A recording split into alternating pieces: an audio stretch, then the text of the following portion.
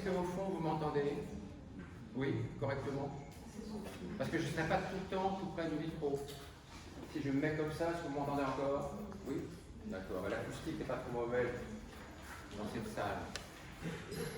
Donc moi je me présente, hein, je suis le docteur Hervé Ballet, je suis médecin spécialiste de la psychiatrie de l'enfant, la neuropsychiatrie de l'enfant. Et donc j'ai été longtemps médecin des hôpitaux, chef de service, et puis actuellement je suis dans le libéral, puisque j'ai pris ma retraite des hôpitaux.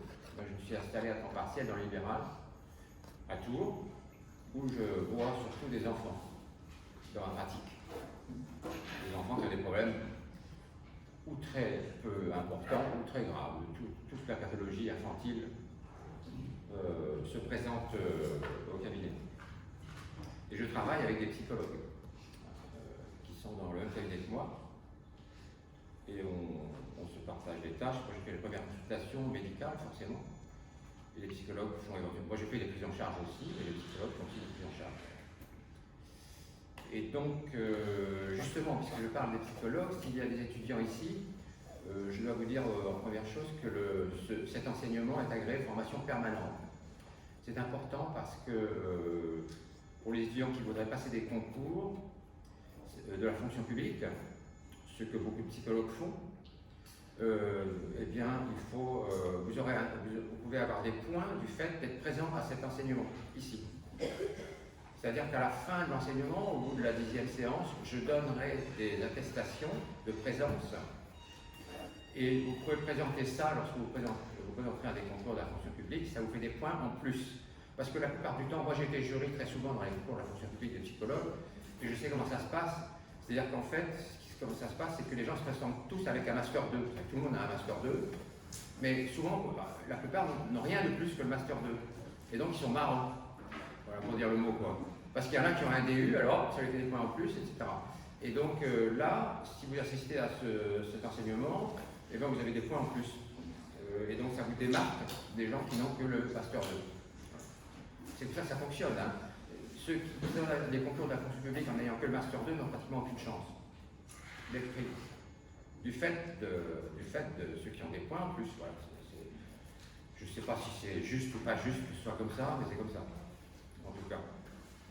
Donc je ne vous demande pas d'être présent à toutes les séances pour que vous ayez l'attestation finale. Hein.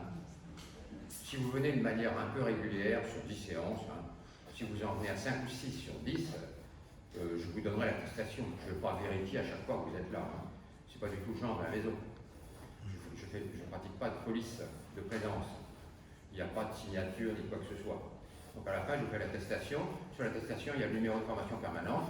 Puis voilà, c'est un document que vous conservez pour vous en servir si vous en avez besoin. Donc ce séminaire ici, il se tient depuis très longtemps à l'université. Hein. Je le fais depuis 1988, je ne sais pas si vous voulez. 88, c'était une paille. Hein.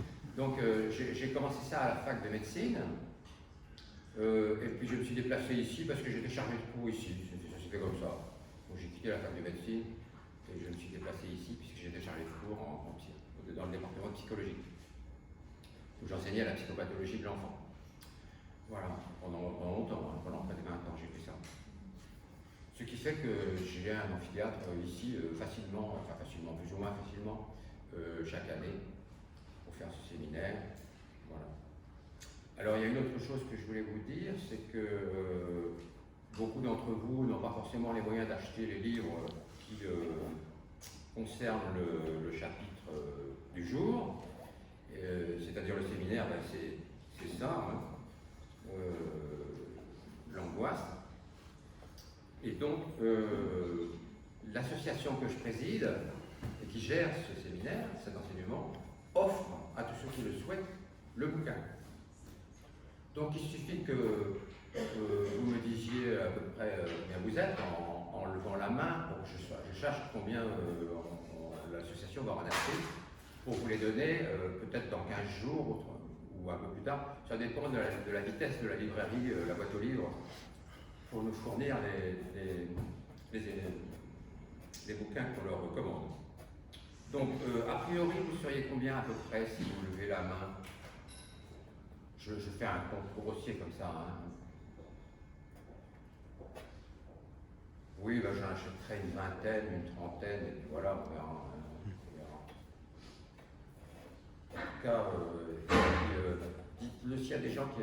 Je dis pour ceux qui sont arrivés en retard, hein, c'est qu'on offre le livre à ceux qui en ont besoin, et pour qui c'est une dépense importante. Parce que à l'édition du Seuil, ça vaut quand même 23 à 25 euros. Donc c'est pas donné. Hein. C'est pas donné. Et la médiathèque, par contre. Il y a d'autres, la médiathèque Tournant. Pardon. Il y a la médiathèque Tournant.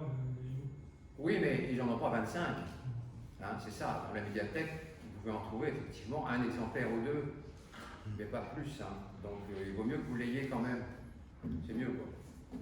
Je préfère. Donc, en étant optimiste, peut-être que je les aurai dans 15 jours, parce que dans 15 jours, c'est la séance. Donc, il y a 10 séances sur l'année. Hein. Donc, ça se termine au mois de mai. Il y a 10 séances. Et si vous n'avez pas le planning, il y en a là-haut. Hein, pour les prendre en sortant, il y a des petits plannings. On en mettra plus s'il n'y en a pas assez. Où vous avez toutes les dates des séances. Et l'horaire, c'est toujours le même. C'est toujours 18h, 19h30. Toujours dans cet amphithéâtre. Voilà. C'est pas compliqué. Donc, chaque année, alors, on change de séminaire évidemment chaque année. C'est l'enseignement de Jacques Lacan, hein, qui était médecin psychiatre, psychanalyste, le docteur Lacan, le docteur Jacques Lacan. Et donc, il a tenu son séminaire entre 1953 et 1980. Donc, il a tenu ça pendant un bout de temps quand même, hein, 1953 et 1980, tous les ans. Et il l'a fait pendant très longtemps, toutes les semaines. C'était à Paris, hein, longtemps à la Sorbonne, puis après il s'est déplacé à la faculté de droit d'Assas. Il est allé à l'école normale supérieure aussi, il a eu plusieurs endroits. Et il a fait ça longtemps à l'hôpital Sainte-Anne aussi, devant les internes et devant les médecins de l'hôpital Sainte-Anne. Il a beaucoup changé d'endroit. Quand il a fait celui-là, je ne sais pas trop où il était. Je me demande s'il n'était pas déjà à la Sorbonne. Soit il était à la Sorbonne, soit il était à l'hôpital Sainte-Anne. Je ne sais plus trop. Et au début, donc, il l'a fait toutes les semaines. Et puis en vieillissant, ça le fatiguait parce qu'il travaillait beaucoup, Jacques Lacan. Et en vieillissant, eh bien, il le faisait tous les 15 jours. Et donc, ce qui fait que ça, c'est un séminaire qu'il a fait toutes les semaines. Et on le voit d'ailleurs, parce qu'il y a beaucoup de chapitres. Hein. Et ceux qui étaient faits tous les 15 jours, ben, évidemment, ils sont plus minces, il y a moins de chapitres. Hein. Il vieillissait, il était fatigué. D'ailleurs, il le disait, hein, il disait toujours à son auditoire parce qu'on disait toujours que Lacan ne foutait rien, c'était le contraire. Il travaillait tout le temps. Il travaillait nuit et jour. C'était une légende de dire qu'il ne foutait rien. Il travaillait sans arrêt. Et il disait souvent à son auditoire, si vous saviez la peine que ça me donne. Hein, ben, effectivement, il bossait. Hein. Il bossait tout le temps. Quoi. Parce que Lacan, c'est une œuvre, si vous voulez, qui embrasse pratiquement toutes les disciplines. Lacan était médecin, donc ça embrasse la médecine, mais il lisait les philosophes dans le texte. Hein. Les philosophes allemands, il les lisait en allemand. Les philosophes anglais, il les lisait en anglais. Voilà. Les grecs, il les lisait pas en grec, c'est tout juste. Et donc, il avait une culture immense en littérature, en philosophie, en médecine, enfin, une pan-littérature, on pourrait dire une pan-culture. On pourrait dire, ce qui fait que dans les bouquins de Lacan, il y a de multiples références. Ce qui ne rend pas la chose aisée parfois. Hein. Par exemple, dans le chapitre que l'on va faire aujourd'hui, il y a une référence très appuyée au philosophe Hegel. Hein. Donc évidemment, pour ceux qui ne le connaissent pas, c'est un petit peu compliqué, mais moi je vous expliquerai de manière très simple, pas toute la théorie d'Hegel, bien sûr, hein. Ce n'est pas possible. Hegel, c'est un monument, c'est une œuvre monstrueuse hein, par sa taille et sa densité. Mais je vous en expliquerai ce qui concerne au moins le chapitre, voilà, et de manière la plus simple possible. Mon propos à moi, c'est de ne pas tenir un langage compliqué hein, et que vous soyez perdu. Parce qu'avec Lacan, c'est facile d'être perdu. Hein. Il faut savoir que quand lui faisait ce séminaire, il n'expliquait absolument rien. Donc, il y avait beaucoup de gens à ce séminaire, il y avait entre 800 et 1000 personnes à chaque fois. Et sur 800 ou 1000 personnes, il y en avait peut-être 50 qui comprenaient quelque chose, les autres ne comprenaient absolument rien. Mais ils étaient fascinés par le personnage, Jacques Lacan fascinait, ils étaient hypnotisés, alors ils venaient. Parce que c'était un spectacle de voir Lacan, quoi. Hein. Si on ne comprenait rien, c'est pas grave. Hein. Alors Lacan, il le savait, ça, hein, mais bon, il faisait son séminaire de toute façon, contre vents et marées. Il n'a jamais arrêté. Moi, j'ai arrêté seulement une année, là, c'est en 2015, parce que j'ai été malade, et je voulais remercier le docteur Val qui m'avait remplacé par cette année-là, mais voilà, il me semble, hein, il viendra sûrement. Le docteur Val, qui est un psychiatre aussi, comme moi, et qui m'a remplacé pendant toute l'année 2015, année pendant laquelle je n'ai pas pu tenir le séminaire. C'est le seul manquement que j'ai eu entre 1988 et aujourd'hui. Voilà.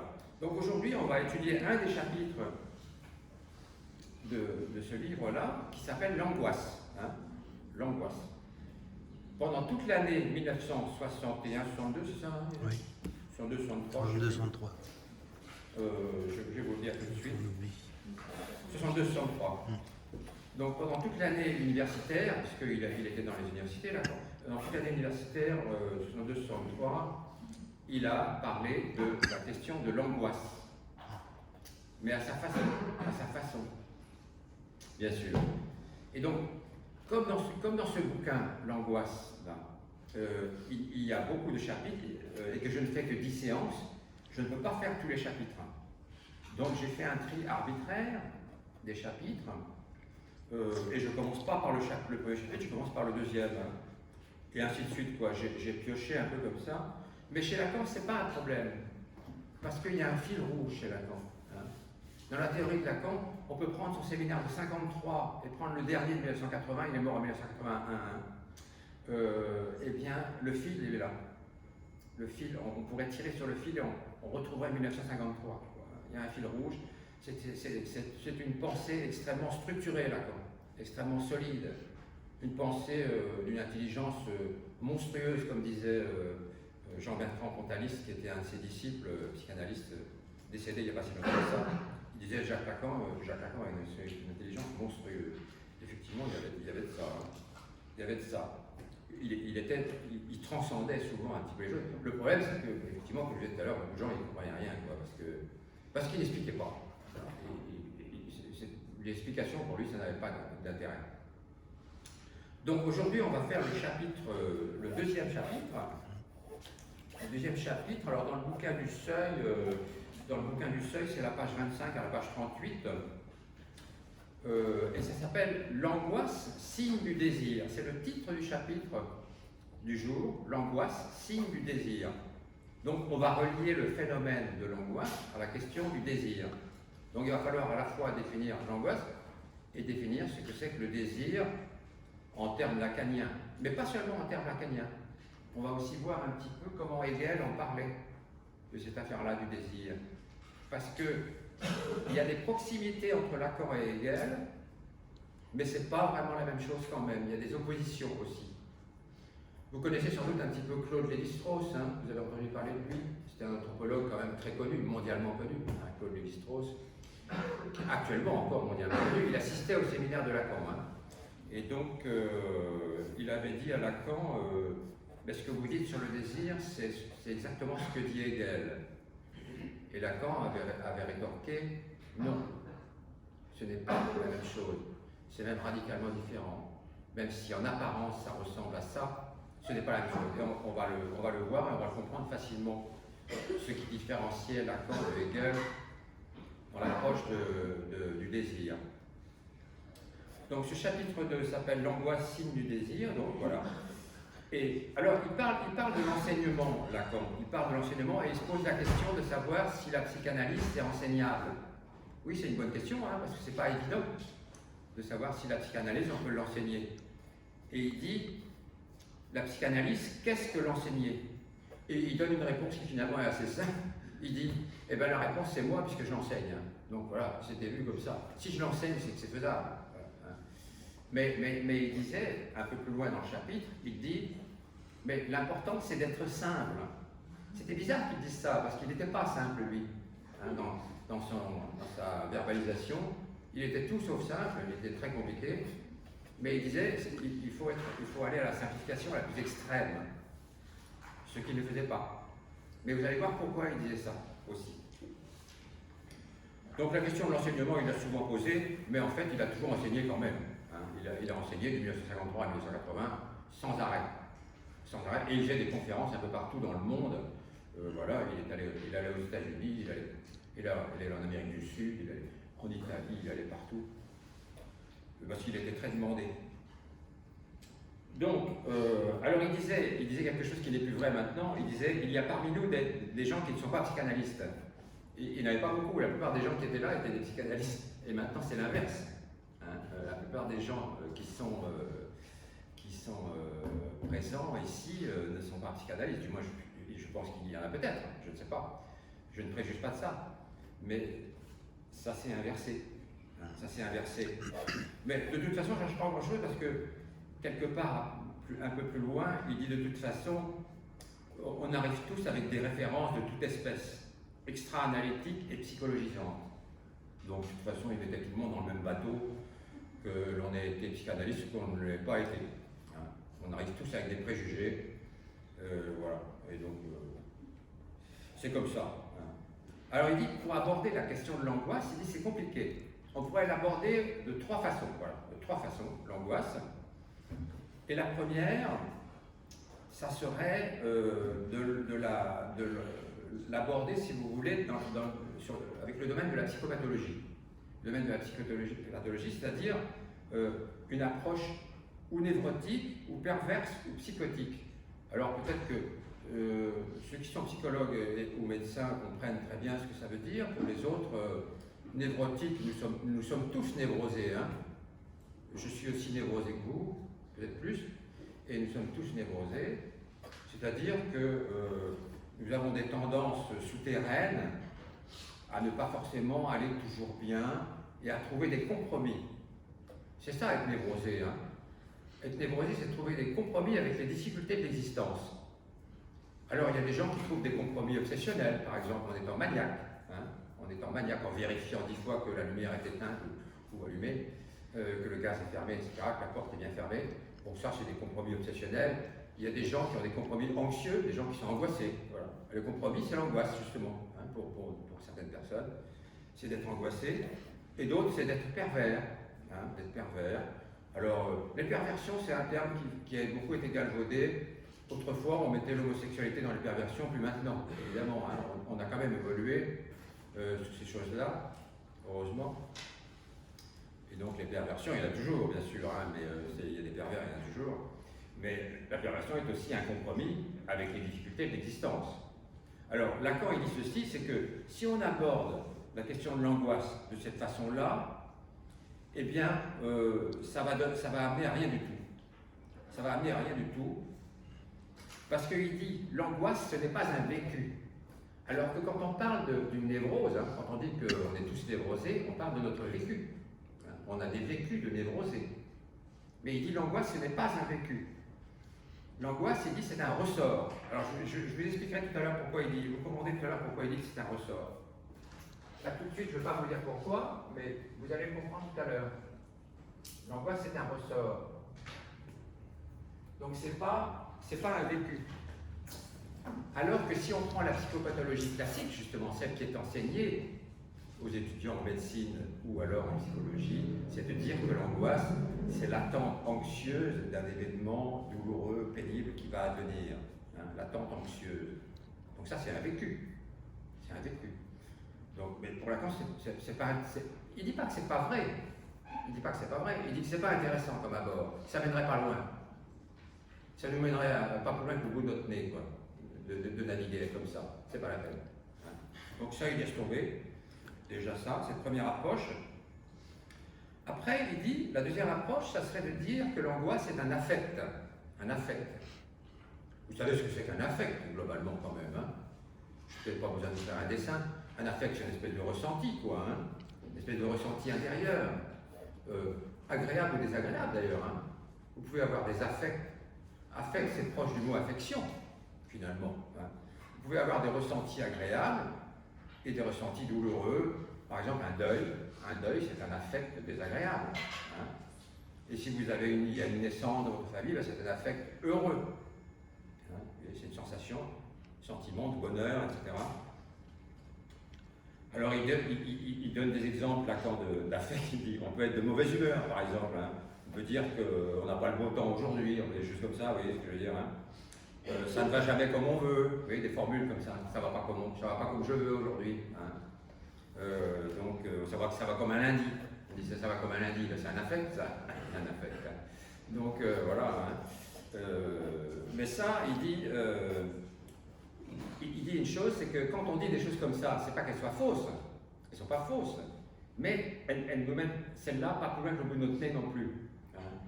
Parce que le savoir, si on parle d'un savoir, le savoir, il a une qualité, c'est d'être absolu, éventuellement. Hein.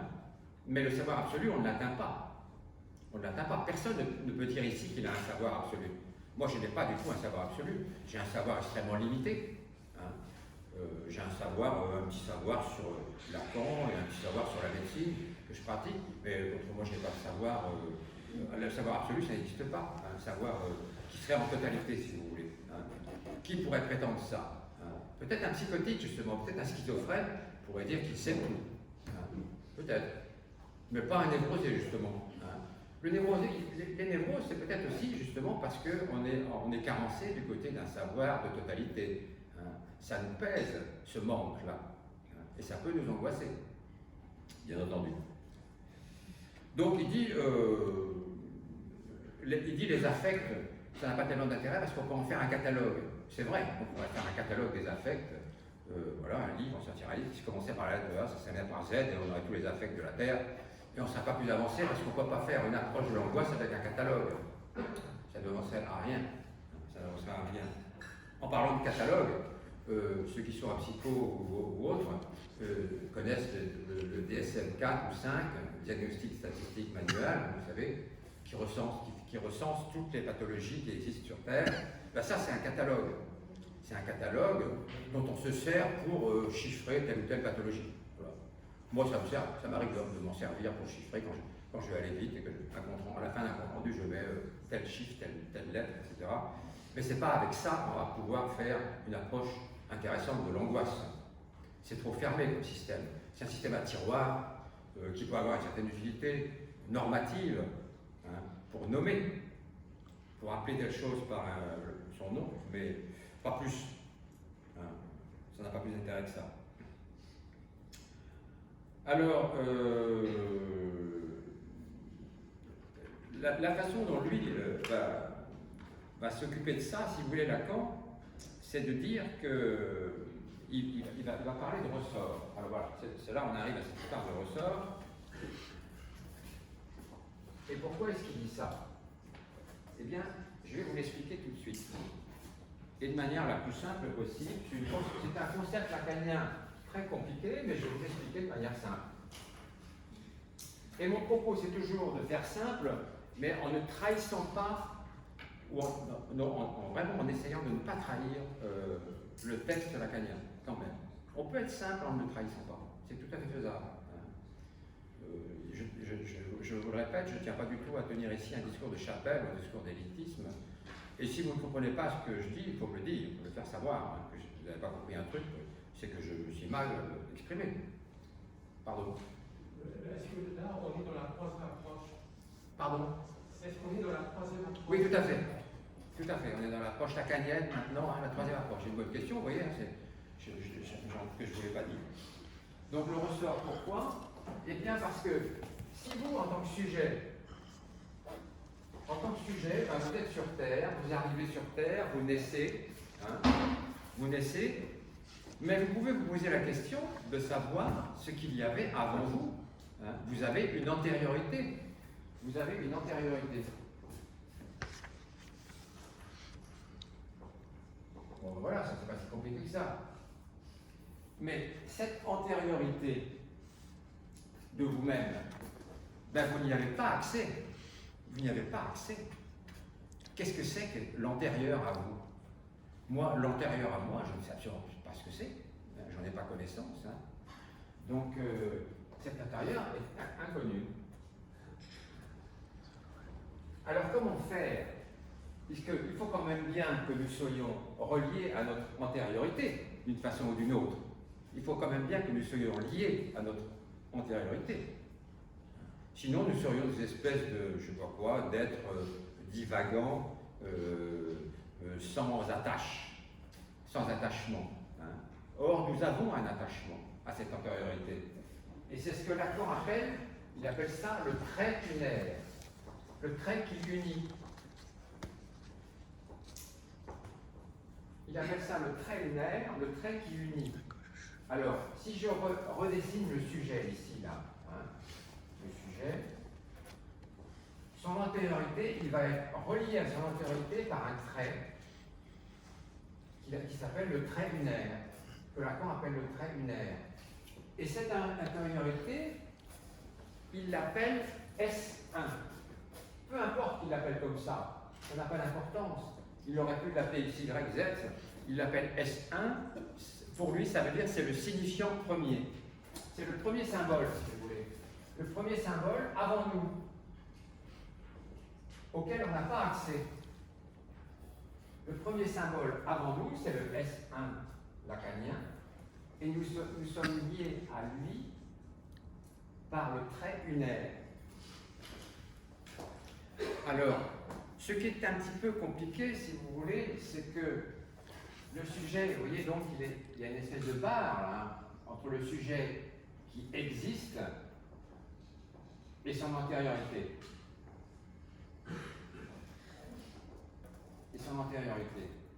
Mais comment définir l'antériorité d'un sujet? C'est strictement impossible. C'est impossible. Hein, parce que c'est une espèce d'infini impossible à saisir, l'antériorité. D'ailleurs, Lacan avait une formule pour dire ça, il appelait ça le réel. Et c'est différent de la réalité. Ce n'est pas la réalité, le réel, chez Lacan.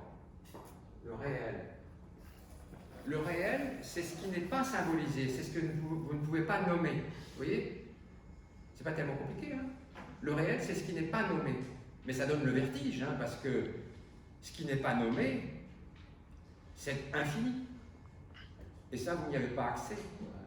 On nomme un certain nombre de choses. Quand vous naissez, quand vous êtes un bébé, quand vous avez 1 an, quand vous commencez à prononcer quelques mots, quand vous avez 2 ans, quand vous commencez à faire quelques petites phrases, etc., quand vous commencez à dire « je », eh bien, vous nommez des objets. Vous nommez d'abord votre maman, papa, ça c'est les premiers symboles, si vous voulez, que vous allez nommer.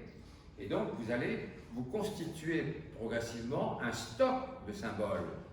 Hein, un stock de symboles qui est en partie votre vocabulaire, mais pas seulement. Hein. Les symboles, c'est tout. Hein. Vous êtes capable de reconnaître ici que vous êtes dans un amphithéâtre, que vous êtes des étudiants éventuellement, que vous êtes des auditeurs, etc., que vous êtes une femme, que vous êtes un homme, vous êtes capable de discriminer tout ça. Et donc, ça veut dire que vous avez réussi à faire une espèce de trou dans le réel, dans tout ce qui n'est pas nommé, vous avez réussi à attraper des choses, des objets du réel, non nommés, et vous avez réussi à les nommer, en arrivant sur Terre, et en étant enfant, et ça grâce à vos parents, à votre maman, à vos entourages, aux autres enfants, etc. Hein, vous voyez? Ça vous permet cela. Et donc, le ressort dont parle Lacan, eh bien c'est ça. Le ressort, c'est là. C'est le trait unaire. Le ressort, c'est le trait unaire. Et il dit, l'angoisse, on peut l'aborder sous cette histoire de ressort, parce que c'est effectivement angoissant de savoir qu'on est relié par une sorte de coin, si vous voulez, qu'on enfonce dans le réel qu'on ne connaît pas, pour pouvoir y être attaché quand même, sans savoir trop ce qu'il est. Mais c'est angoissant de ne pas savoir ce qu'il est. Alors, je vais vous donner un exemple très concret, que je donne tous les ans, toujours le même, mais Freud utilisait celui-là et Lacan utilisait celui-là. Alors, je ne vais pas me gêner. Hein. Il disait, vous n'avez qu'à regarder un mur. Vous n'avez qu'à regarder un mur. Le mur, vous pouvez regarder ce mur qui est ici, là. Hein.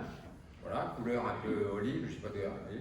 Et donc, ce mur, supposons qu'il est minéral, il est en partie minéral, peut-être qu'il y a du plastique, je ne sais pas, mais il est partie minérale. Ce mur,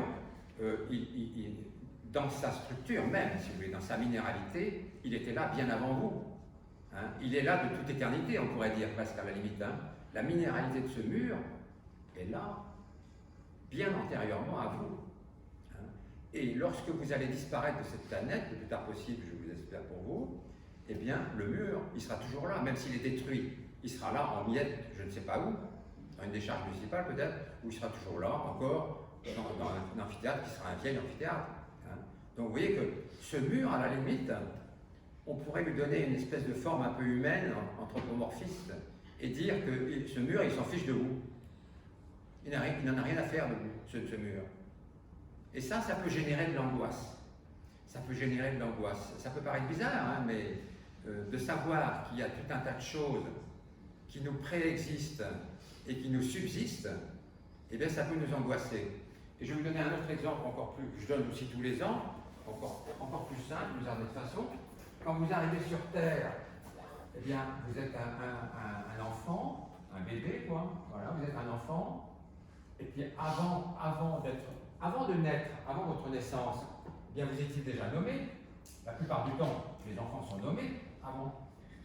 Et puis, quand vous disparaissez, ben, souvent vous avez une tombe. Et sur cette tombe, il y a votre nom.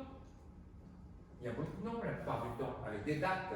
Ce qui fait que vous voyez que vous avez beau disparaître, vous êtes pris dans une chaîne, infinie. Vous avez beau disparaître, vous êtes pris dans une chaîne infinie. Puisque vous êtes nommé dans l'antériorité lacanienne, dans le réel, vous êtes déjà nommé par vos parents, qui se disent, oh bah tiens, comment on va l'appeler celui-là, hein, on va l'appeler, je ne sais pas comment, tous les prénoms, un prénom, au choix.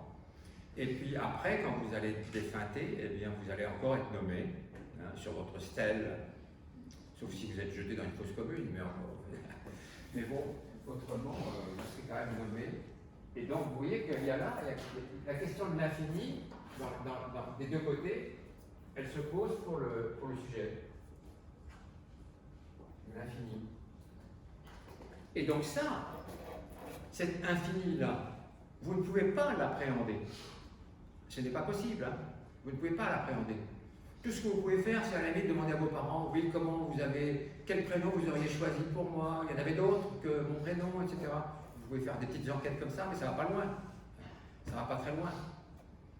Donc du coup, eh bien, cette espèce de ressort-là, on l'a dessiné comme un trait, mais on aurait effectivement pu dessiner comme un ressort, parce que dans le fond, eh bien, le premier symbole qu'on ne connaît pas, il y en a forcément un. Hein.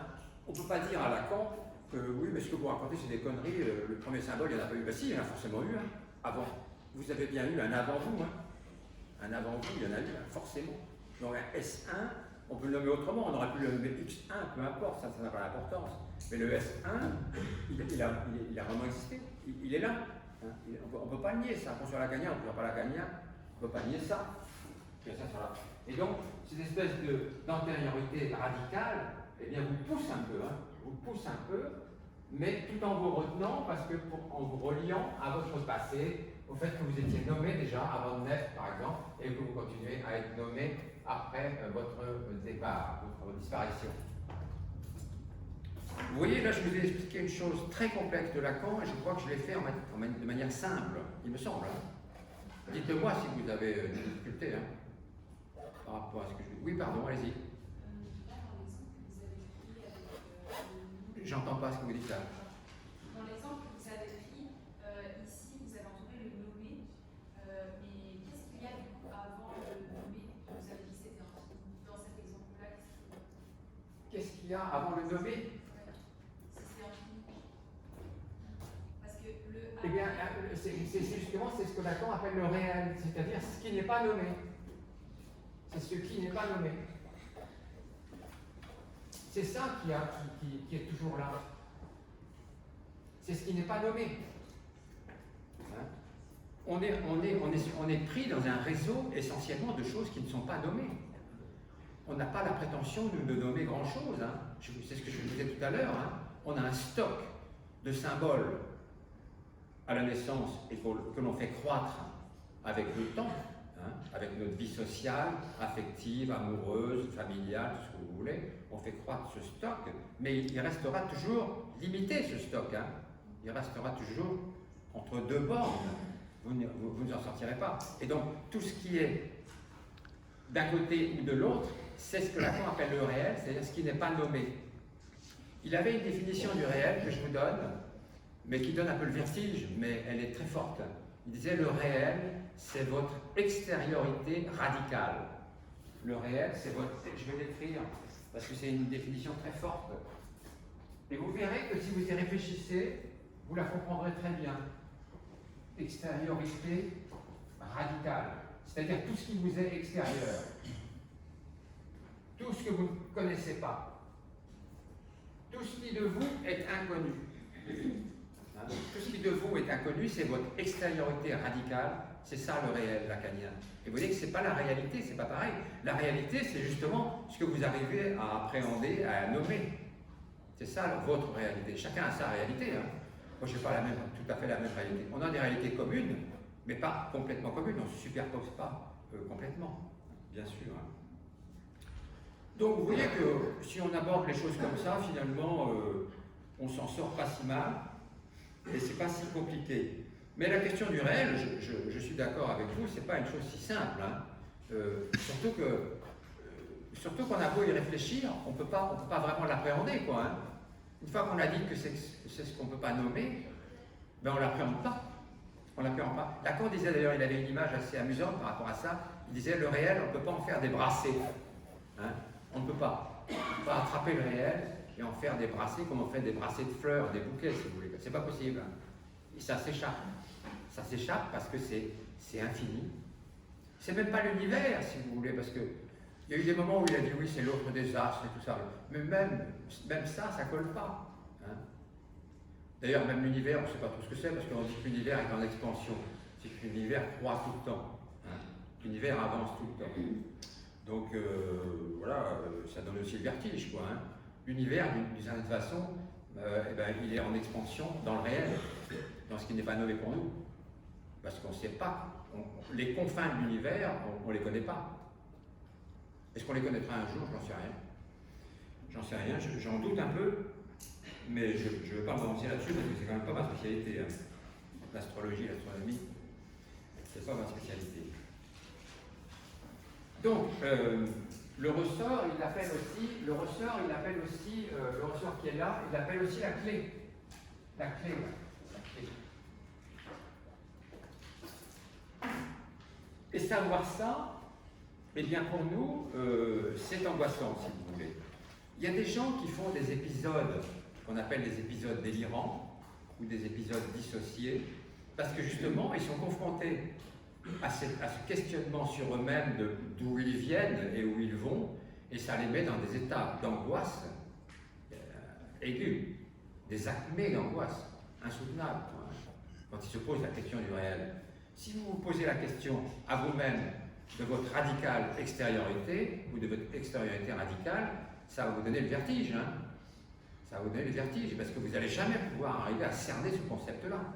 C'est un concept qui est impossible à cerner, l'extériorité radicale. Qu'est-ce que c'est que tout ce qui est extérieur à moi, là, par exemple? Moi, bon, je peux me dire que mon enveloppe, c'est mon corps, mon crâne, etc. Mais tout ce qui m'est extérieur, oh, je ne sais pas. J'en sais rien. Je n'ai pas accès à ça, ou très peu. Ou très peu, très peu. Là, j'ai accès à vous, là, l'amphithéâtre, vous êtes un certain nombre, etc. Bon, voilà, des hommes, des femmes, etc. J'ai accès à certaines données. Mais ce n'est pas grand-chose hein, par rapport à l'extériorité radicale. Parce que le mot radical, ça veut dire toute l'extériorité, infinie, non conceptualisable. Elle n'est pas conceptualisable. Et c'est le fait qu'elle ne soit pas conceptualisable qu'on ne peut pas la conscientiser, on ne peut pas l'amener à la conscience qui est angoissant. Voilà, c'est ça qui est angoissant. Le fait de ne pas pouvoir amener à la conscience un concept de choses qu'on ne peut pas nommer, c'est angoissant, c'est anxiogène, si vous voulez. Donc voilà, donc vous voyez que finalement l'approche lacanienne, d'une certaine façon, si on s'en tenait là, eh bien, elle est plus simple que les autres approches. Puisque les autres approches, c'est des catalogues qu'on connaît. Je connais, la psychopathologie, je la connais, le DSM-4, 5, je les connais, c'est pas le problème. Mais ça ne me sert à rien. Hein. Ça ne me sert à rien. Ça, c'est beaucoup plus utile. Pourquoi? Parce que ça fait réfléchir. Voilà. C'est ça la différence. Quand vous prenez un catalogue, vous n'allez pas réfléchir. Vous allez juste aller chercher ce qui vous intéresse dans le catalogue. Hein. Vous allez descendre à la ligne numéro 17, c'est là qui vous intéresse, et puis vous allez la prendre pour que ça vous serve à quelque chose. Alors que là, l'extériorité radicale, c'est pas évident. Hein. Et donc du coup, ça génère des questionnements. D'autant plus que, alors là, on va aborder en plus quelque chose d'un petit peu compliqué, mais je vais essayer de vous l'expliquer aussi très, très simplement. C'est ceci. Alors, je vais effacer un peu, ça commence à être un peu brouillon là.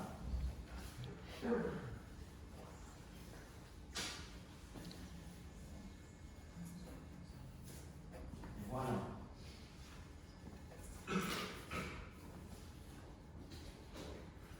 Voilà, c'est à peu près correct. Donc, je vous ai pris l'exemple du mur. Hein. Je vous ai dit, le mur, il était là avant vous, même s'il était sous forme de minéraux, et il sera là après vous. Donc, ce mur, vous vous trouvez face à ce mur, vous êtes là en tant que sujet, et vous êtes face à ce mur. Et vous avez au-dessus de la tête un grand point d'interrogation. Hein. Parce que ce mur étant, se fichant de vous d'une certaine façon, si on fait de l'anthropomorphisme, se fichant de vous, puisqu'il est là avant vous, il est là après vous, donc il n'y a rien à faire de votre existence. Hein. Vous pourriez vous poser la question, et ça on se la pose inconsciemment, de savoir si ce mur, il vous veut quelque chose. C'est bizarre de dire ça, hein, mais ce mur-là, que me veut-il éventuellement? Que me veut-il éventuellement, puisqu'il n'en a rien à faire de moi et puis qu'il existe malgré moi? Il n'a pas besoin de moi pour exister, le mur. Il me préexiste et il me subsiste. Donc vous pouvez lui prêter une intention de désirer. Et c'est là qu'intervient la fameuse phrase de Lacan, que beaucoup de gens n'ont pas comprise, mais qu'on peut comprendre assez facilement. Le désir. Alors, elle est très importante cette phrase, parce qu'elle va nous amener un petit peu à Hegel, le désir du sujet, le désir de l'homme, si vous voulez, hein, le désir du sujet, est le désir de l'autre, avec un A majuscule. Le désir du sujet, le désir de l'homme, est le désir de l'autre. Et l'autre, en l'espèce, eh bien, par exemple, je vous donne un exemple d'autre, ben, c'est le mur. Pourquoi est-ce qu'on le met avec un A majuscule? Parce que ce n'est pas un autre de l'altérité, si vous voulez. Ce n'est pas un copain, ce n'est pas un voisin, le mur. Hein. Ce n'est pas un ami. Là, vous êtes ensemble, vous êtes des amis ensemble, vous vous connaissez, etc. Ça, c'est de l'altérité. Et on écrit ça avec un A minuscule. On écrit ça autre, comme ceci. Vous êtes là les uns et les autres. Hein. Et c'est très bien comme ça, d'ailleurs. C'est très bien. Il faut être avec les autres, c'est indispensable. Hein. Les gens qui ne sont pas avec les autres s'éteignent. Mais oui, hein, c'est ça. C'est ce que Boris Cyrulnik racontait, hein, quand il parlait il disait quand deux enfants sont ensemble et qu'ils parlent ensemble, deux petits enfants qu'ils parlent ensemble, leur cerveau est allumé, comme une lumière, si vous voulez, comme une ampoule.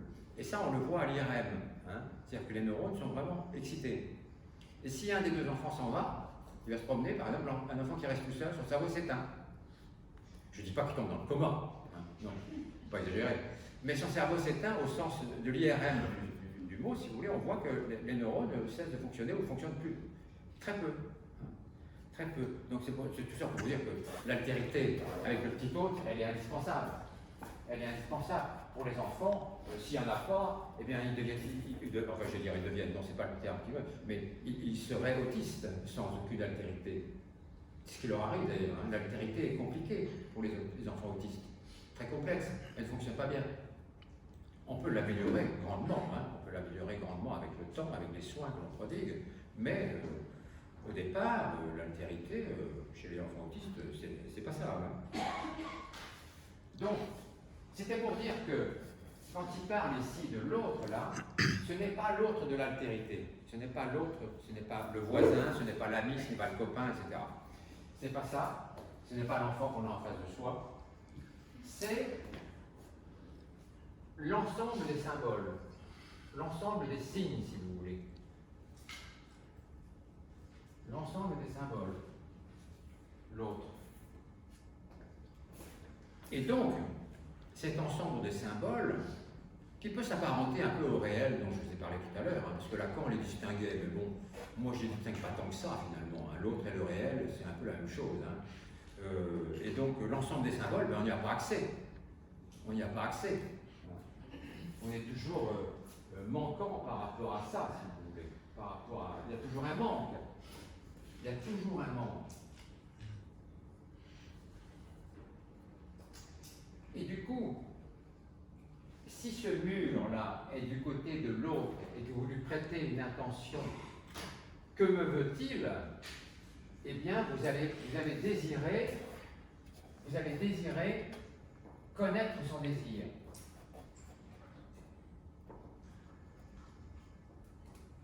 Ne croyez pas que ça, que ce soit du charabia ou d'une espèce de délire psychanalytique, hein, pas du tout. Hein, c'est dans la réalité.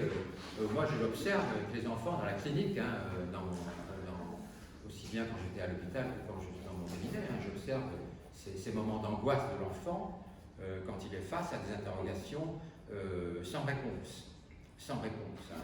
Et on le voit dans le regard et dans la tenue mimique des enfants autistes. Hein. Ils ont des moments de dépersonnalisation, de déréalisation épouvantables, pendant lesquels ils n'ont plus de point d'attache. Le trait unaire ne fonctionne pas. Hein. Le petit ressort dont je vous ai parlé, ça ne fonctionne pas. Ils n'ont pas d'attache. Et cet arrachement-là les plonge dans une espèce de perplexité sans fond, qui font que l'altérité, pour eux, est détruite, quoi. Hein. Il n'y en a plus. Et donc, la vie devient horrible. Et ils sont dans une angoisse existentielle, structurelle, affreuse. Hein. Ça, vous pouvez l'observer cliniquement. Ce n'est pas du verbiage, hein. C'est de l'observation clinique. Hein. Donc, vous pouvez vous poser cette question de savoir ce que vous veut le monde, de cette façon. Si vous voulez que je simplifie un peu les choses, je pourrais vous dire ça comme ça, en vous disant, mais qu'est-ce que le monde me veut? Puisque le monde, à la limite, n'en a rien à faire de moi, que le monde, il était là avant moi, et que le monde sera toujours là après moi, mais qu'est-ce que ça me veut, le monde? Hein? Puisque je suis dedans, là, pendant 70 ans, 80 ans, pour ceux qui vivent un peu vieux. Voilà. Hein? Donc, qu'est-ce que ça me veut, ça, ce monde-là, qui n'en a rien à faire de moi, puisqu'il n'en a rien à faire de moi, au sens où il est là sans moi. Il n'a pas besoin de moi. Si vous n'existez plus, si vous mourrez, le monde, il n'en a rien à faire, il va continuer à être là. Hein. Ne vous faites pas de soucis pour lui. Ne vous faites pas de soucis pour lui. Et vous voyez que quand on en parle comme ça du monde, hein, on finit en parler presque comme une personne. Hein. On fait presque de l'anthropologie, de l'anthropomorphisme, hein, ce qui n'est pas d'ailleurs forcément une très bonne affaire de faire comme ça. Enfin bon, ça aide à la compréhension. Donc je ne me gêne pas trop. On fait un peu d'anthropomorphisme parfois. Et donc, cette question-là, eh bien, pour Lacan, si vous voulez, elle reste sans réponse. Elle reste sans réponse. De savoir ce que nous veut le monde, pour Jacques Lacan, ça reste sans réponse. Et si je vous dis ça, c'est parce que pour Hegel, le philosophe Hegel, dont je vous dirai deux mots, eh bien, Hegel, lui, il donne une réponse. Donc Lacan, ça ne lui convient pas. Et donc quand Claude Lévi-Strauss a dit à Lacan, mais oui, mais ce que vous dites, c'est exactement ce qu'a dit Hegel, effectivement, non, pas du tout. Là, Claude Lévi-Strauss n'avait pas du tout compris ce que racontait Lacan. Hein, parce que ça s'oppose radicalement. Et Lacan, d'ailleurs, disait, mais on a quand même le droit de faire des progrès depuis que Hegel est né, quand même. On a quand même le droit de faire des progrès sur notre analyse du monde depuis que Hegel est passé par là. C'est pas interdit de faire des sauts, comme il dit Lacan. Hein. On a le droit de faire un saut, de faire des pas, d'avancer par rapport à Hegel. Hegel, il est né en 1770. Hein. Il est né en 1770 et il est mort en 1831, si je ne me trompe pas. 1770. Ça a une importance, ça, parce que ces dates à Hegel ont une importance. En fait, il était presque contemporain de Kant. Hein. Kant était un petit peu avant lui, une génération avant lui, et Kierkegaard était une génération après lui, voilà, pour situer. Hein. Mais il a deux piliers à Hegel, hein. Il a Kant et Kierkegaard. Puis bien avant lui, il y avait Aristote, Platon et tout ça. Et même, il y avait même les présocratiques comme le Parménide, les philosophes de l'Antiquité. Et puis ensuite les philosophes récents, comme le philosophe qui s'appelait Koyev. Koyev, c'était un philosophe d'origine russe, naturalisé français, et qui avait beaucoup étudié Hegel, justement. Et Lacan, Jacques Lacan, allait au séminaire d'Hegel, quand Jacques Lacan était jeune. Il allait au séminaire de Koyev, il aurait eu du mal, en 1770. Mais il allait au séminaire de Koyev, ça s'écrit comme ça, Koyev. c'était un type très brillant, Koyev, et qui faisait un séminaire à Paris sur Hegel, et particulièrement sur une œuvre de Hegel très connue qui s'appelle la phénoménologie de l'esprit. Voilà, et donc Lacan allait à ce séminaire-là et ça lui plaisait. Il était très intéressé, donc il avait lu tout Hegel. Il faut le faire, hein, de lire tout Hegel. Bonjour. Hein. Là, j'ai amené aujourd'hui simplement la phénoménologie de l'esprit. C'est ce sur quoi Koyev travaillait. Rien que ça, c'est une somme, je peux vous dire. Hein. De le lire, il faut prendre son temps. Il faut avoir du temps devant soi hein, pour le lire. Et c'est pas palpitant du début à la fin. Hein. Il n'y a pas une intrigue qui fait qu'un suspense d'enfer qui va vous mettre en haleine en disant « Ah mon Dieu, comment ça se termine ?» Non, non, non. Pour parler poliment, il y a des moments où c'est carrément chier. Hein, pour parler comme ça. Hein, voilà. Mais comme on est courageux, ben, on rentre dedans quand même. Hein, parce que Hegel, c'était quand même puissant. Il faut quand même reconnaître. Hein, ce monsieur était puissant. C'est une somme. Hein. Donc, voilà. Et son œuvre, c'est une œuvre assez colossale. Mais là où il faisait un peu une erreur, Hegel, c'était que lui, il avait le sentiment qu'un savoir de totalité, c'était possible. Vous voyez? Ça, c'est la grande différence avec Lacan. Hein? Pour Hegel, un savoir de totalité, c'était réalisable. Un savoir unifié. Hein? Ce que Lacan aurait appelé le 1 avec un U majuscule. Lacan avait le chic hein, pour avoir des termes comme ça. Le 1 avec un U majuscule. On pourrait dire que c'est un accomplissement, ça. Un accomplissement du savoir dans la totalité. Et ça, Hegel y croyait, je vous expliquerai en 3 minutes pourquoi il y croyait. Hegel et de quelle façon il y croyait. Et Lacan, bien sûr, s'oppose à ça, et donc il dit d'Hegel que ben non, on ne peut pas le suivre sur ce terrain-là. C'est pas possible, et qu'il faut avancer par rapport à Hegel, sinon on stagne hein, du côté d'un truc impossible. Autant que j'y suis, je vais vous expliquer un tout petit peu Hegel au passage là. Pour Hegel, si vous voulez, passer un petit peu pour Hegel. Dans la phénoménologie de l'esprit, dans le bouquin que j'ai amené là, comptez vous en lire un petit passage, je crois que je vais m'en passer, parce que je pense que ça va me barber. Donc voilà. Oh. Donc, pour Hegel, eh bien vous êtes là comme sujet. Bon, ça c'est comme Lacan, hein, le sujet, d'accord, ok, un sujet. Et puis, vous avez aussi un autre, parce qu'il l'appelait comme ça aussi, Hegel. Il parlait de l'autre avec un A majuscule. Sauf que Hegel, lui, il disait que l'autre, c'était une forme de conscience. Une forme de conscience. Alors, il y a une conscience ici, la conscience du sujet. Chez Hegel, hein, je mets un H, donc c'est bien Hegel, c'est pas Lacan, là. Il y a une conscience du sujet, et puis il y a une conscience de l'autre chez Hegel. C'est-à-dire qu'on peut arriver à conscientiser le monde, hein, si vous voulez, à conceptualiser le monde, à réfléchir au monde de manière si forte qu'on arrive à le saisir, presque à attraper le globe, si vous voulez, terrestre, hein, dans des mains et à le saisir, à dire ça y est, je sais ce que c'est que le monde. Hein. J'ai la conscience du monde, je sais ce que c'est. Donc du coup, ça fait qu'il y avait deux consciences. Deux consciences. Peut-être que deux consciences, ça en fait une de trop quand même. Hein. Peut-être que deux consciences, ça en fait une de trop. Ben oui, c'est ce que dit Lacan. Hein. Comme au jeu de cartes, si vous voulez, il y a bataille, quoi. Hein. Il y a bataille s'il y a deux consciences. D'ailleurs, c'est Lacan qui le dit. Hein. Il disait, s'il y a deux consciences, ça entraîne nécessairement de la violence. Ça entraîne nécessairement de la violence. S'il y a deux consciences possibles. Donc, alors, Hegel, il appelait ça la relation du sujet à l'autre. Il disait, entre le sujet et l'autre, Hegel, il y a un désir de reconnaissance. Un désir de reconnaissance.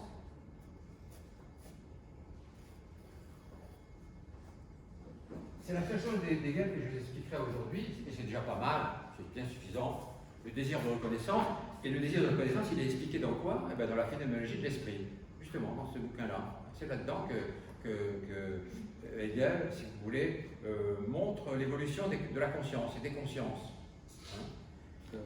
Et il présente un petit peu la philosophie comme quelque chose d'infini. C'est-à-dire qu'il parle des premiers philosophes comme le Parménide, hein, qui est un vieux philosophe pré-socratique, avant Socrate, jusqu'à Caudiel, par exemple, peu importe, pardon, pas Hegel, mais jusqu'à les philosophes de son temps.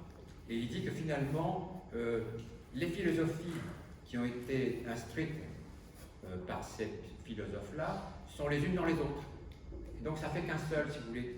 Du Parménide jusqu'à maintenant, jusqu'à Jean-Paul Sartre, par exemple, hein, ben c'est un seul corps de philosophie, une espèce d'unité philosophique, un savoir absolu, un savoir absolu.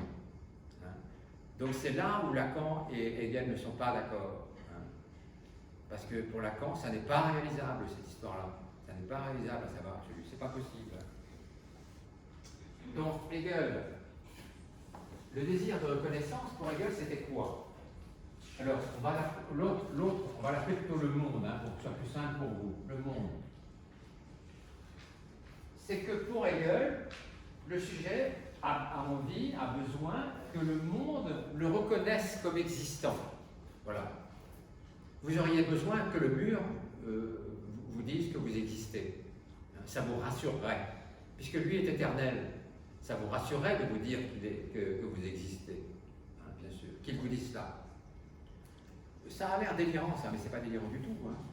Si vous y réfléchissez, vous verrez que vous avez des pensées bizarres parfois sur les choses. Hein. Ça vous arrive à tous, et c'est un bonheur que ça vous arrive. Hein. Je ne dis pas que c'est un bonheur d'être schizophrène. Hein. Non, c'est pas ça que je dis. Je ne dis pas que c'est un bonheur de délirer. Mais d'avoir des idées un peu bizarres parfois et de partir dans des méandres complexes, c'est plutôt quelque chose d'heureux. Hein, bien sûr, parce que ça nous fait réfléchir, ça fait fonctionner les neurones, comme disait Cyrulnik. Hein. Cyrulnik, il parle de ça tout le temps. Hein. Il faut réfléchir, il faut se heurter à des difficultés, à des choses compliquées. Sinon, on est passif. Si on est devant la téloche toute la journée, hein, devant des talk shows, et on reçoit des informations de manière complètement passive, on devient des abrutis, quoi. Des crétins. Donc, c'est pas...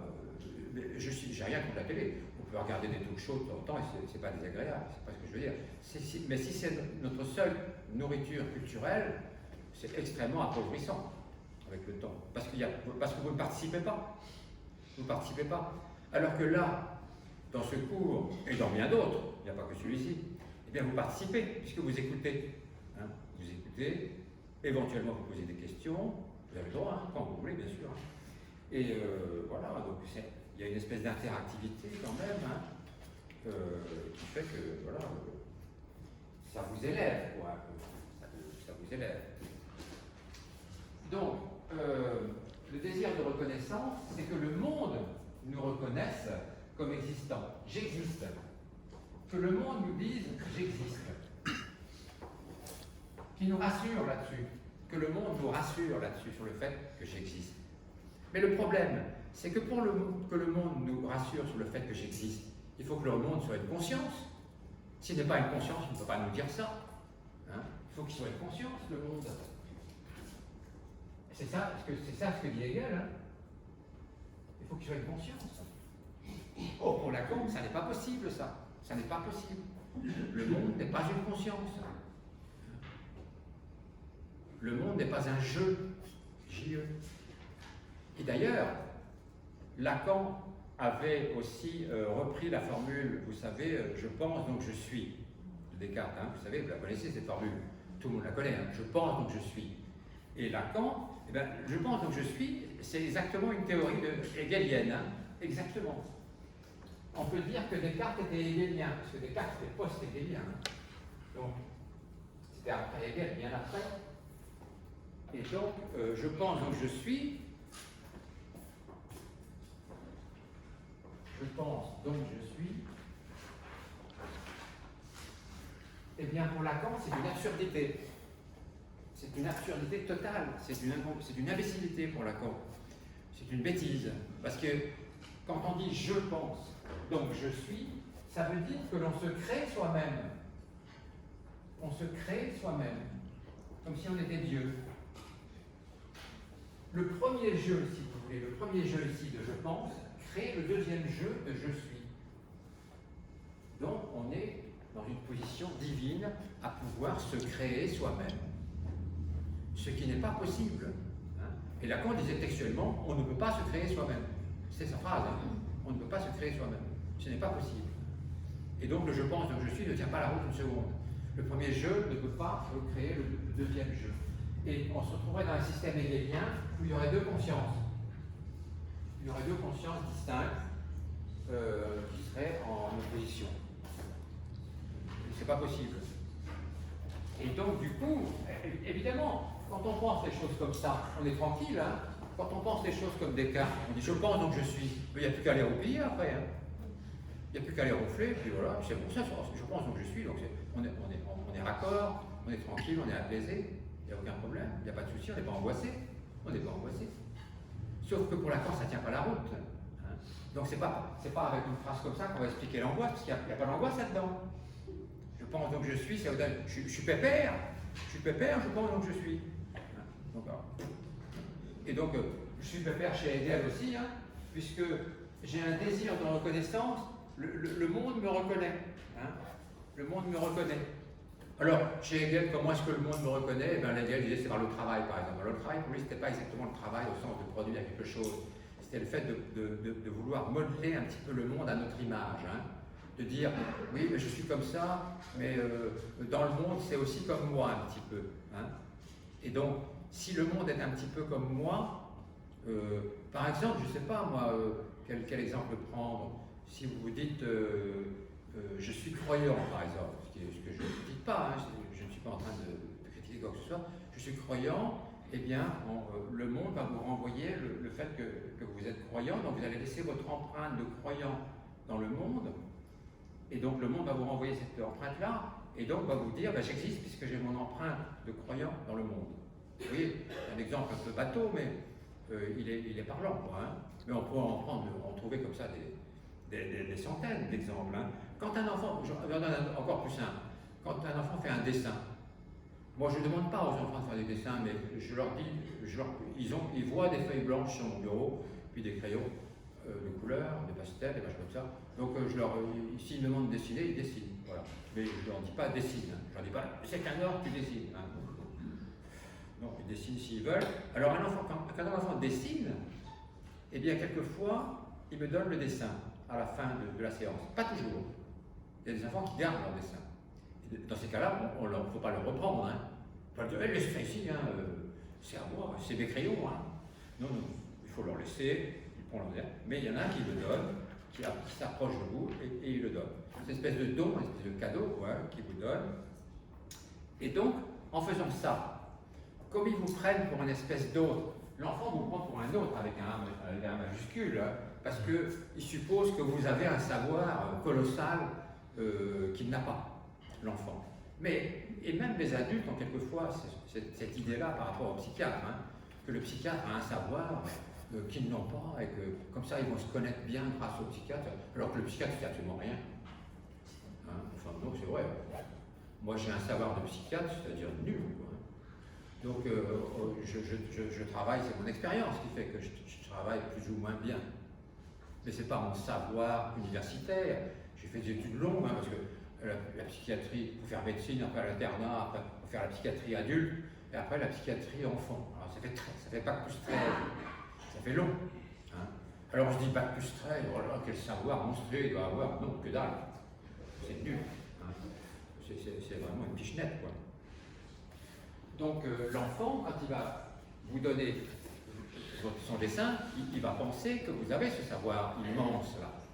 Et donc il va se dire, j'ai laissé dans le monde que vous représentez vous en tant que psychologue ou psychiatre, psychothérapeute, eh bien il va vous laisser cette empreinte et se dire, s'il a pris mon empreinte, c'est qu'il me déclare existant. Vous voyez, il me déclare existant.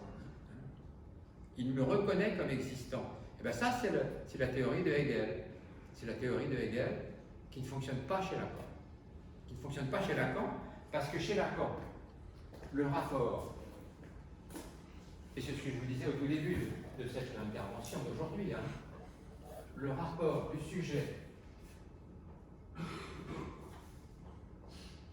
à l'autre, avec un A majuscule, c'est-à-dire le monde, hein, eh bien, c'est un rapport impossible. Pas du tout comme chez Hegel, c'est un rapport impossible. C'est un rapport impossible parce que l'autre n'est pas une conscience. Hein. J'écris conscience CS et je barre. L'autre n'est pas une conscience. C'est un rapport impossible et donc il y a toujours un manque. Il y a toujours un manque. Et ce manque-là, Lacan lui donne un nom,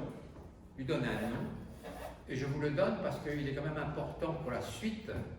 Il n'est pas utile que vous compreniez tout de suite ce que c'est exactement, ce truc-là, mais si, vous comprendrez quand même tout de suite. Lacan lui donne un nom à ce manque-là, il l'appelle l'objet A, l'objet petit a. L'objet petit a minuscule. Il l'appelle comme ça, ce manque, cette carence. Et cette carence-là, chez tout humain, elle est éternelle. C'est-à-dire que vous allez toujours avancer dans votre existence avec cette carence, avec ce manque. Et c'est ce qui fait que vous désirez. C'est parce que vous manquez que vous désirez.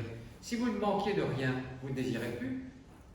Si vous étiez satisfait de manière globale et définitive, vous n'avez plus aucun désir. Il faut toujours qu'il y ait une carence qui se répète. Et cette carence, c'est ce que Lacan appelle l'objet petit a. Peu importe qu'il l'ait appelé comme ça. Mais il l'a appelé comme ça. Cet objet qu'on n'a pas. On ne l'a pas. Alors cet objet, il a une place, il a un lieu, qu'on ne peut pas définir vraiment, hein, mais il a un lieu. La preuve, c'est que je le nomme. Alors, si je le nomme, c'est qu'il a une existence, il a un lieu. Mais il n'est pas là. Il a un lieu où il n'est pas. Où il n'est pas. C'est assez bizarre, ça, hein, c'est assez bizarre. Et donc, alors, ça nous permet de dire une chose, c'est que le rapport du sujet à cet objet-là, à cet objet petit a, eh bien, qu'est-ce que c'est que ça? C'est le fantasme. C'est le fantasme, voilà. C'est le fantasme, tout simplement. Vous voyez un peu comme on en a appris des choses aujourd'hui quand même, hein. Alors, ne me dites pas que vous n'avez pas de fantasme. Tout le monde a des fantasmes, hein. Alors, peut-être qu'il y a des personnalités psychopathologiques très sévères, comme les schizophrènes, etc., qui sont dépourvues de fantasmes. Oui, peut-être. Et encore, c'est même pas sûr. Mais si vous êtes simplement de bons névrosés, d'honorables névrosés, hein, vous avez forcément une vie fantasmatique. Hein. Et bien votre vie fantasmatique, c'est votre rapport de sujet à cet objet-là qui vous manque. Alors comme il vous manque radicalement, vous pouvez mettre à la place autre chose. Hein. Vous pouvez mettre à la place autre chose, comme par exemple le fétiche. Le fétichisme, c'est un fantasme dans lequel vous mettez à la place de l'objet qui vous manque un fétiche, n'importe quoi, hein, n'importe quoi. Un fétiche sexuel ou autre, peu importe. Hein. Et ça, c'est la réalisation d'un fantasme. Le problème, c'est que le fantasme, c'est-à-dire le rapport du sujet à l'autre, je le réécris ici, le rapport du sujet à l'objet θ, eh bien, comme l'objet θ n'est pas vraiment là et que vous y mettez à la place un colifichet, je dirais, hein, ou une espèce de substitut, un ersatz, un remplaçant, eh bien, vous allez être obligé de le répéter, le fantasme. Vous allez être obligé de le répéter inlassablement. Parce que l'objet, vous allez avoir le sentiment de l'atteindre. C'est ce qui arrive dans l'acte sexuel, finalement. Hein. Pourquoi est-ce que l'on répète l'acte sexuel? Parce qu'il ne se réalise jamais dans un sentiment de complétude. Il ne réalise jamais la complétude, l'acte sexuel. Et c'est pour ça qu'on désire le répéter, ce qui n'est pas d'ailleurs un problème. Hein. C'est pas un problème. On désire le répéter, et c'est ce que Lacan dit en disant qu'il est récurrent. C'est récurrent tout ça. C'est récurrent. Vous voyez, on a dit quand même pas mal de choses, on a dit pas mal de choses compliquées, aussi bien sur Hegel que sur Lacan aujourd'hui, et on a quand même dit l'essentiel du chapitre, sans aller trop loin quand même. et en essayant de ne pas trop voilà, vous embarrasser. Donc là, je ne vais pas vous farcir trop le cerveau pour aujourd'hui. C'est déjà pas mal, hein, parce que là, on a abordé quand même. Oui, allez-y. Pourquoi est-ce que vous dites que le manque a un lieu et que Oui. il n'est pas dans ce lieu? Pourquoi vous dites qu'il a un lieu? Il y a un lieu. Pourquoi dit-il qu'il a un lieu? Oui, c'est une bonne question. C'est pas, il a un lieu parce que vous lui supposez un lieu. Vous lui supposez un lieu. La preuve, c'est le fantasme réalisé par le fétiche. Hein. Si vous extirpez un objet fétiche pour réaliser votre fantasme, vous allez le localiser. Hein. Vous allez le localiser, vous allez lui donner un lieu. Ça peut être une personne d'ailleurs, un fétiche. Hein. Vous pouvez fantasmer sur une personne, et donc vous allez le localiser. Sauf que cette personne-là, eh bien, elle n'est qu'un représentant passager, passagère, localisé de votre fantasme. Mais elle ne réalise pas votre fantasme. Il ne se réalise pas en complétude. Vous voyez ce que je veux dire? Il ne se réalise pas en complétude. Donc c'est ça sa localisation, si vous voulez. Mais vous avez raison de poser cette question-là, parce que, à la limite, on ne peut pas localiser le fantasme sur une carte de géographie. Hein, et on ne peut pas localiser le fantasme, l'objet de Tita, là où il n'est pas. Alors, il y a un exemple qui est donné par... C'est Lacan qui le donnait, qui est assez intéressant. C'est là-dessus que je vais terminer. Il disait, imaginez une bibliothèque avec plein de livres. Une grande bibliothèque, la bibliothèque municipale de Tours. Il y a plein de livres qui sont alignés comme ça. Et vous en prenez un. Et ils sont bien rangés, hein, ils sont classés, les livres, etc. Dans toutes les bibliothèques, ils sont classés. Hein. Donc vous en sortez un, ce livre. Eh bien, la place du livre, elle est vide. N'empêche que c'est la place du livre. Et pourtant, il n'est pas là. Vous voyez? Donc c'est un exemple qui est quand même assez parlant, je trouve. Hein. Oui? Est-ce que du coup, le lieu du manque, l'objet petit a, est-ce que c'est l'abéance fondamentale dont on entend parler? Est-ce que c'est l'abéance quoi? Est-ce que c'est l'abéance fondamentale? Oui, on peut dire ça, oui. Oui, tout à fait, oui, tout à fait, exactement. Oui, tout à fait. Oui. Vous employez des mots savants, mais qui sont justes. Hein, oui, tout à fait, c'est l'abéance fondamentale. C'est le manque fondamental, l'abéance fondamentale, la carence fondamentale qui nous mène tous par le bout du nez et qui fait que nous désirons. Mais heureusement que nous désirons. Hein. Heureusement qu'il y a un objet qui manque tout le temps, sinon nous ne désirerions pas. Hein. Et dans le système de Hegel, finalement, ça pourrait être l'extinction du désir. Hein. Si le système de Hegel était abouti, si sa machinerie, si vous voulez, si sa machine, ses rouages hein, du philosophe Hegel étaient réussis, eh bien, on n'aboutirait à rien. Ça serait un système fini, un système terminé. Voilà. Et d'ailleurs, Hegel lui-même, il était assez bizarre, hein, parce que Hegel était prussien, donc il était né à Stuttgart, je crois. Hein. Oui, c'est ça. En 1770, et je disais que c'était pas anodin parce que c'est pendant la période napoléonienne, hein, Napoléon Ier. Hein, Napoléon Ier. Et Hegel, bizarrement, il avait une fascination, une adoration pour Napoléon Ier. Étrange quand même, hein, pour un Prussien. Mais une fascination à un point que vous n'imaginez pas. Hein. Il disait de Napoléon Ier, Hegel, Napoléon c'est l'âme du monde. Vous voyez? Donc finalement, Hegel mettait Napoléon du côté de l'autre, ici du monde. Il disait c'est l'âme du monde. C'est incroyable quand même. Hein. Et il est allé le voir à Iéna, parce que vous savez, il y a eu la bataille de Iéna qui est quand même célèbre. Et Hegel est déplacé à Iéna pour rencontrer Napoléon, pour le voir. Hein. Il y a des tableaux, il y a plein de tableaux. Si vous cherchez sur Internet, vous verrez, il y a plein de tableaux où on voit Hegel, représentant Hegel et Napoléon sur son cheval. Et on ne sait pas trop si Napoléon le voit, d'ailleurs, ou s'ils se disent bonjour, ou s'ils se font un signe, on ne sait pas. Mais en tout cas, ils sont proches, quoi. Et on voit Hegel qui est là, complètement pétrifié par la vision de Napoléon, qu'il prend pour une espèce de conscience seconde du monde, pour l'âme du monde. Voilà, hein. Et ça résume d'une certaine façon la théorie de Hegel, qui n'est évidemment pas du tout celle de Lacan, hein, où chez Lacan ça manque tout le temps. Donc c'est pas du tout la même chose, c'est complètement opposé. Hein. Et donc ce que disait Claude Lévi-Strauss, effectivement, ça ne pouvait pas y aller à Lacan quand il disait oui, mais chez vous c'est pareil que chez Hegel. Ben non, pas du tout. Hein.